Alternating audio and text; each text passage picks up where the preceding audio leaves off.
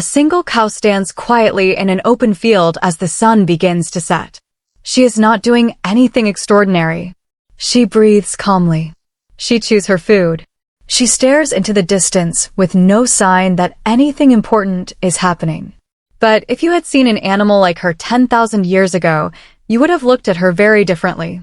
Back then, she was worth more than gold. Not because cattle were rare, but because gold had not yet become something people valued. This animal represented something far more important. She was wealth. She was a number that could walk across the land. A number that could become sick. A number that could die.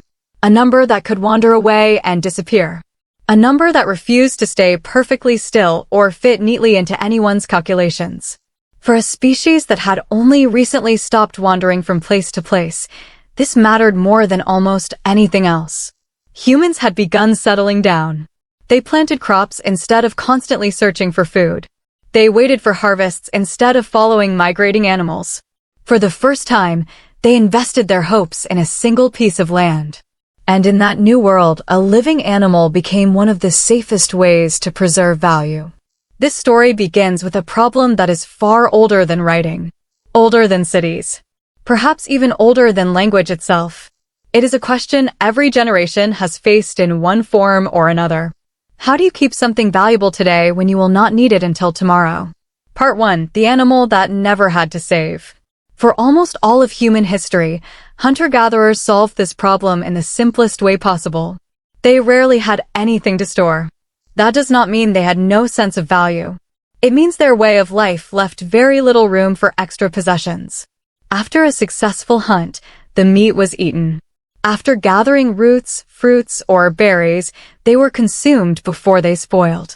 Generation after generation, people survived by moving across the landscape, following animals, collecting wild plants, and adapting to whatever nature provided. Every day brought uncertainty. Food was never guaranteed. Life depended on finding the next meal before hunger returned. Many people assume this meant ancient humans lived in constant poverty. But that idea can be misleading. Owning very little also meant having very little to lose. Someone with no heavy possessions could travel quickly. Someone carrying only what they needed could leave danger behind whenever necessary. For more than 95% of human existence, wealth in the modern sense simply could not exist. There were no large storehouses, no permanent homes, no secure places where valuable goods could be kept for years. Even if someone gathered more food than they needed, most of it would spoil before long. Anything too heavy became a burden during the next journey. Keeping large amounts of property made little sense for people who were constantly on the move. Then something changed. Not a new weapon. Not a remarkable invention. Not a revolutionary tool. Instead, humanity made a different kind of decision. People stopped moving. They chose to stay. That single change transformed everything. The moment humans settled in one place, they created a possibility that had barely existed before. For the first time, they could produce more food than they immediately needed. For the first time, they could think about the future instead of only the present. But this new opportunity also introduced a completely new challenge. If you can keep something valuable for tomorrow, how do you make sure it is still yours when tomorrow finally arrives? That question would shape the history of wealth for thousands of years to come. Part 2. The first place humans kept their wealth. Around 12,000 years ago, the Ice Age ended. The climate warmed, grasslands and forests spread, and for the first time many places could support people staying put. They began planting crops, waiting for harvests, building lasting homes. But this brought a new problem. Growing more grain than your family could eat before the next harvest meant possessing something worth protecting and worth someone else taking.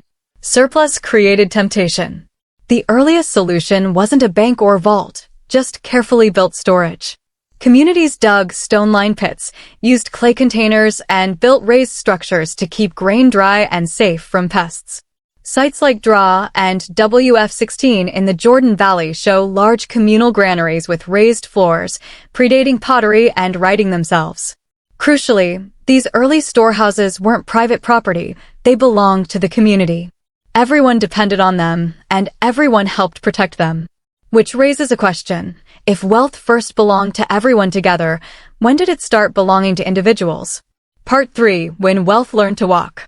Storing grain helped communities survive lean seasons, but it had limits. It spoiled, floods destroyed it, and it was too heavy to carry if people had to flee.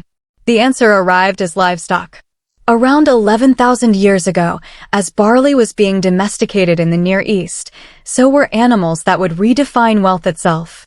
Unlike grain, a cow moved, found its own food, produced milk, and reproduced, growing its owner's wealth on its own. In danger, a herd could simply walk to safety. Across Mesopotamia and parts of Africa, wealth came to be measured in cattle. That history survives inside our language. Capital and cattle share an ancient root, and pecuniary comes from the Latin pecus, meaning cattle. Every time we talk about financial capital, we're echoing ideas from livestock economics thousands of years old. A herd was a living bank account, milk, meat, and a means of exchange all in one. But living wealth brought new problems too. Animals got sick, wandered, died. And because a herd was visible, it became a public marker of status. Wealth was no longer just about survival. It became tied to prestige and standing. It was no longer only something people owned. It became part of who they were. Part 4. The moment wealth stopped living inside the object. Until now, wealth had always been physical: grain, cattle, something you could see, touch, count. But by around 3000 BCE, as Mesopotamian cities grew and trade increased, these systems became impractical. Farmers began storing grain in temples instead of at home. Temple officials recorded each deposit on clay tablets and gave the farmer a small clay token in return. That token had no use of its own. You couldn't eat it or plant it. Its value lay entirely in what it represented: real grain, waiting safely elsewhere. This was a turning point. People no longer carried their actual wealth, they carried a symbol of it. Value had separated from the physical object and now depended on trust. Trust that the grain was safe, that records were accurate, that the receipt would be honored. Money has never been valuable because of its material.